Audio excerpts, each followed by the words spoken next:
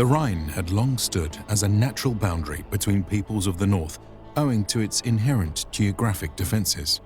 Thus, it was that the borders of the Roman Empire would come to rest along its banks.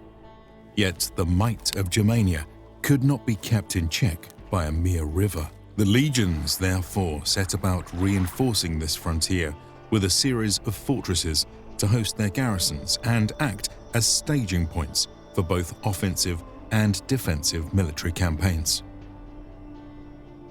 These would be linked by a vast network of outposts, walls, forts, and roads, which together formed the bastion of the Germanic limes.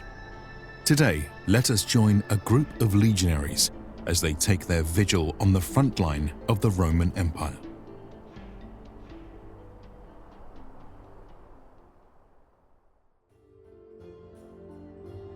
The reenactment footage for this video was provided by the team at Imperium Romanum.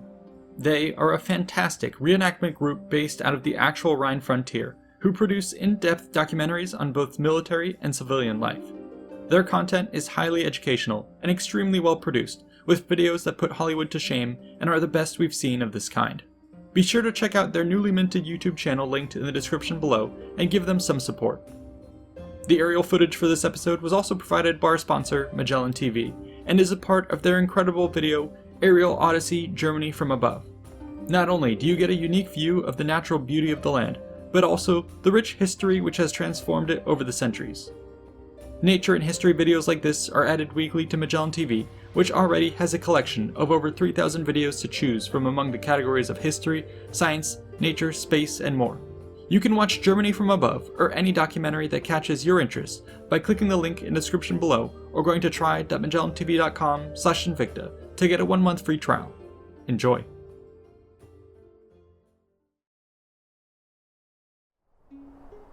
Once again, we find ourselves along the Rhine frontier in 100 AD. The local legionary fortress here is responsible for its nearest sector of the border. As such, it routinely sends soldiers out on rotation to man the various positions along the front.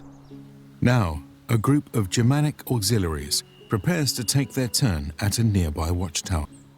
Because they will be rotating to the front through potentially hostile land to take up active duty, the soldiers will be expected to don their war gear. This step-by-step process will have become habitual by this point.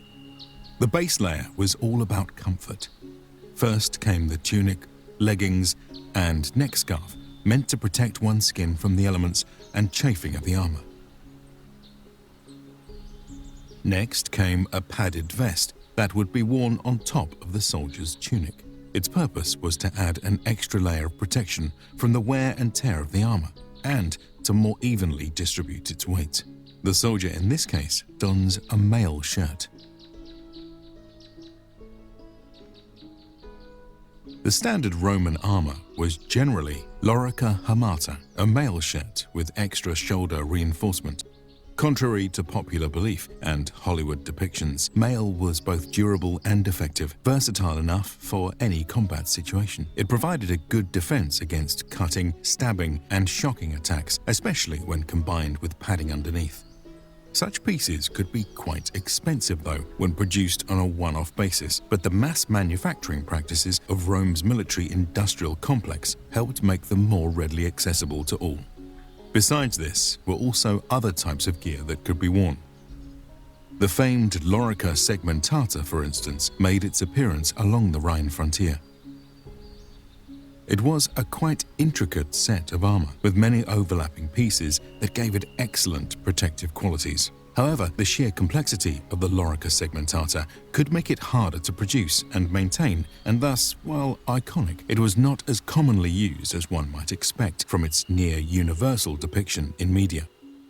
By contrast would be the ubiquitous adoption of scale armor. This was a simple but effective design used by a wide range of cultures across the world.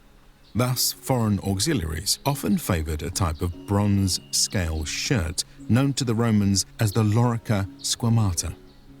Once a soldier had donned his selected armor, he would then strap on his sword. For most infantrymen, this would hang on the right side where it would not interfere with his shield. After this would come the belt. While it may appear to protect the groin, testing has shown it to be of limited efficacy. Instead, these belts were used as status symbols. They were the main identifier for Roman soldiers, which was worn even alongside casual fatigues, and could often be highly decorated to show off. Next came the helmet. Beneath it would be worn a soft cap, meant once again to add a layer of comfortable padding between the skin and metal to dampen blows to the head, as well as to ensure a close fit. The helmet itself might be hung from one's neck when not expecting combat. However, to be fully prepared, it would be worn on the head and securely attached. Note the design's face and ear openings, meant to allow the soldier to maintain as much environmental awareness as possible. Finally would come one's shield and spear. The auxiliary is ready for duty. For long marches on campaign, additional gear and provisions would be packed in order to be as self-sufficient as possible. However, garrison duty did not have the same requirements. In this case, the Watchtower is but a short day's march from the camp and will have all the supplies a troop will need. The soldiers, therefore, can travel far more lightly than usual, with their kit consisting primarily of war gear and a few personal items. The group of auxiliaries now set off through the wooded trail towards the Watchtower. As they march, let us jump ahead of them to a discussion of the fortifications of the Rhine. These were not a simple linear set of walls. Rather, the Germanic limes were more akin to a network meant to provide defense in depth, which had developed organically over the centuries. At the core of this system were the permanent legionary and auxiliary bases meant to act as the operational hubs for the Roman military. Radiating out from these defensive hardpoints were webs of roads, walls, and forts meant to maximize the influence of each local army group. In this way, just a few thousand men could theoretically control hundreds of miles of vast frontier. However, the efficacy of this system was predicated on Rome's ability to allocate its limited resources to the right place at the right time. Information was the true key to security. Thus it was that an extensive system of watchtowers was established. These were placed at strategic intervals along the frontier to simultaneously provide coverage of their immediate area and to communicate any major issues back to their parent base. From there, a skilled commander could assess the situation and delegate troops accordingly.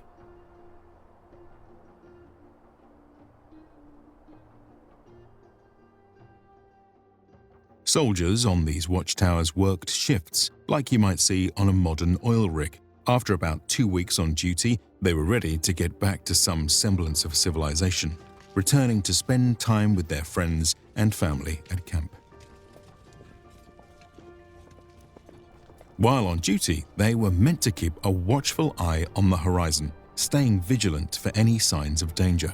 By day, this might be indicated by columns of dust from armies on the march, or by night by the presence of campfires that might betray a great host on the move.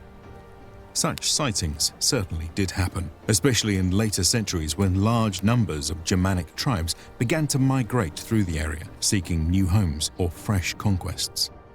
However, these sort of momentous events proved rare from the perspective of a single guard's shift. Boredom was one's true enemy. Watchtower duty proved quite dull for most troops, who were left isolated with only a small group of soldiers for weeks at a time. Naturally, men would find all manner of diversions to spend their hours, which might include playing dice or board games, and often gambling. As with all militaries throughout the ages, it was the job of the unit's officer to make sure that these distractions did not detract from their mission or lead to internal friction. Idle hands, after all, are the devil's playthings, and this goes doubly so for military men in confined quarters. One regular duty that did provide a well-needed outlet for men on watch was patrols. These would be carried out along the frontier roads, as well as any identified smuggling paths. After all, the true value of professional soldiers in times of peace was not to fight off invading armies, but to deter banditry and to catch any ill-meaning trespassers. On this occasion, a pair of Germanic travelers is making their way across the border. Commerce is certainly allowed, but passing through checkpoints comes with pesky things like taxes and inspections for contraband. The two men therefore attempt to make their way around the major crossing points. Watchtowers, however, make this difficult, and they now attempt to dodge around one. Even if a man atop the walkway sees them, they will have a head start to mount and escape. Unfortunately for them, a patrol on the ground is already moving in their direction and makes a hasty pursuit.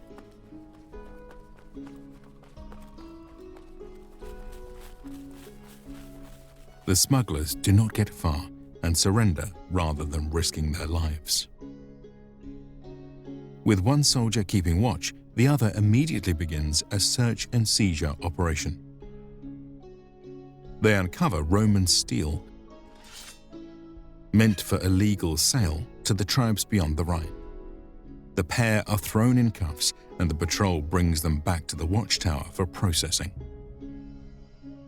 Here, the local commander interrogates them and begins to write a report on his wax tablet. If the matter is urgent, such reports can be sent up the chain by way of swift rider. However, on this occasion, the commander knows that the next rotation of guards is inbound. When his men are relieved, they will be able to escort both the report and the criminals back to the nearest base where their fate will be determined. As in our earlier episodes on criminal justice in ancient Rome, there was no time-out system by way of permanent prisons. Rather, criminals would face immediate consequences, with justice ranging from a simple fine to horrific corporeal punishment or enslavement. But watchtowers were not just places from which Rome could oppress the land. They also served as a useful bastion of government where locals could come seeking help. Whereas legionary fortresses, staffed by foreigners, might be too far off or simply too intimidating for your common villager to approach, watchtowers, often manned by local auxiliaries, would be far more accessible. The guards there had a high likelihood of speaking the native language and might even have personal connections to the locals. This made for a far more friendly encounter, which might actually see Imperial troops help a local shepherd woman find her lost sheep or a runaway child. And so the next rotation of soldiers makes its way to the Roman front lines. Not to fight endless hordes of barbarians, but to hurry up and watch the grass grow. As with all things in the military, 99% of the job is mindless boredom, with that last, random 1% being sheer terror. This was, and always will be, the life of soldiers on duty. If you like this new format, let us know in the comments below. We'd love to do more episodes, but couldn't have done it without the wonderful team from Imperium Romanum, or our own patrons who fund the channel. Be sure to like and subscribe for more content, and check out these other related episodes. See you in the next one.